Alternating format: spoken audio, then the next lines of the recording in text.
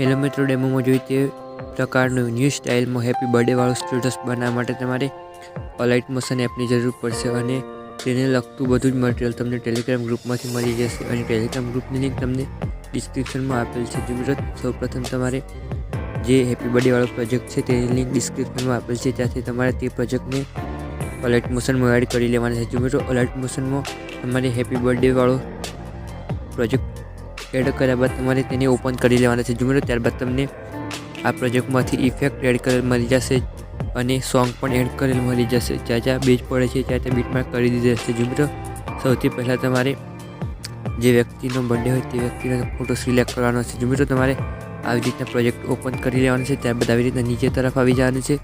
ત્યારબાદ તમારે આ રીતના ગ્રુપ 1 લખેલ છે.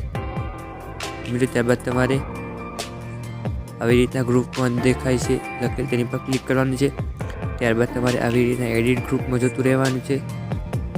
મિત્રો, ત્યારબાદ તમારે આવી રીતના એક શેપ મળી જશે. મિત્રો, તમારે જે વ્યક્તિનો બર્થડે હોય તે વ્યક્તિનો તમારે ફોટો સિલેક્ટ કરી લેવાનો છે. મિત્રો, આ રીતના તમારે પ્લસવાળા નિશાન પર ક્લિક કરી દેવાનું છે. ત્યારબાદ મીડિયાવાળા ઓપ્શનમાં જવાનું છે. ત્યારબાદ તમારે આવી રીતના જે ઓપ્શન આપે છે તેની પર ક્લિક કરી દેવાનું છે. મિત્રો, તમારે આવી રીતના ફોલ્ડર આવી જશે. મિત્રો, તમારે આવી રીતના એક ફોટો લઈ લેવાનો છે. ત્યારબાદ તમારે આવી રીતના પ્લસ પર ક્લિક કરવાનું છે.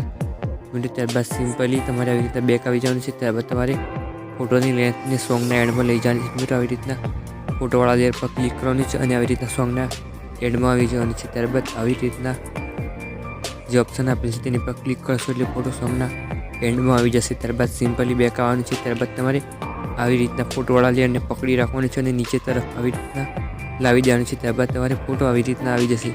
ત્યારબાદ તમારે ફોટોવાળા લેયર પર ક્લિક કરી દેવાનું છે.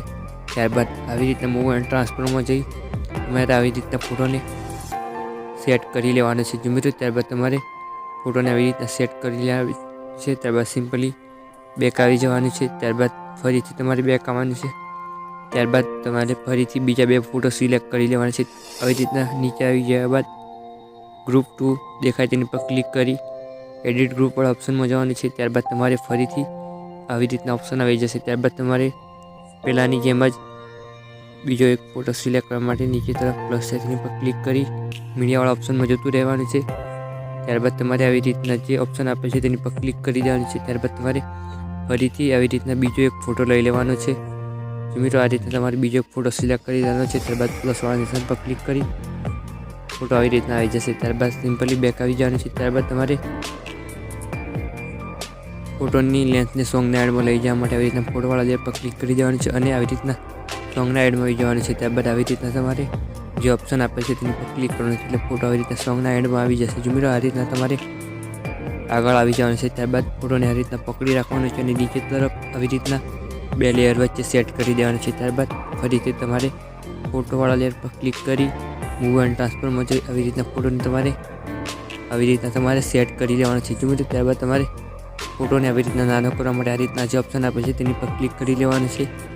ત્યારબાદ તમારે આવી રીતના ફોટો તમારી ઈચ્છા મુજબ સેટ કરી લેવાનું છે. ત્યારબાદ સિમ્પલી બેક આવી જવાનું છે. મિત્રો, તમે નવા હોય તો ચેનલને સબસ્ક્રાઈબ કરી દેજો અને વિડીયો ગમે તો લાઈક અને કોમેન્ટ કરી દેજો. મિત્રો, ત્યારબાદ તમારે ફરીથી આવી રીતના ઉપર તરફ સ્ક્રોલ કરવાનું છે અને ગ્રુપ 3 દેખાય તેની પર ક્લિક કરી લેવાનું છે.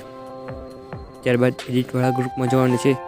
ત્યારબાદ ફરીથી તમારે આવી રીતના 2 લેયર જોવા મળશે. મિત્રો, ફરીથી તમારે નીચે તરફ પ્લસ પર ક્લિક કરી બીજો એક ફોટો સિલેક્ટ કરવાના મીડિયાવાળા ઓપ્શનમાં જવાનું છે. ત્યારબાદ આવી રીતના ફરીથી ફોલ્ડરને ઓપન કરવાનું છે.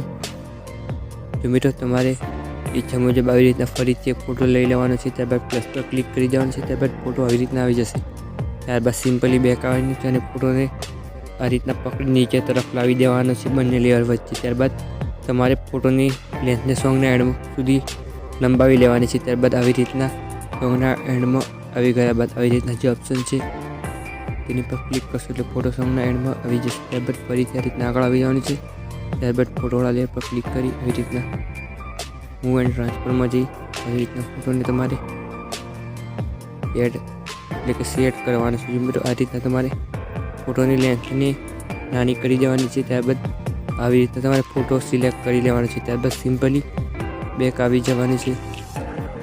મિત્રો, ત્યારબાદ આપનું સ્ટેટસ આવી રીતના બનીને રેડી થઈ ગયું છે। જો મિત્રો તમારે ફરીથી આ રીતના નીચે તરફ આવી જવાનું છે અને તમારે જે વ્યક્તિનું નામ હોય તે વ્યક્તિનું નામ તમારે બદલી નાખવાનું છે। જો મિત્રો આ રીતના તમારે બિગ બ્રધરની ઉપર રાહુલ લખેલ છે તે લેયર પર ક્લિક કરી દેવાનું છે।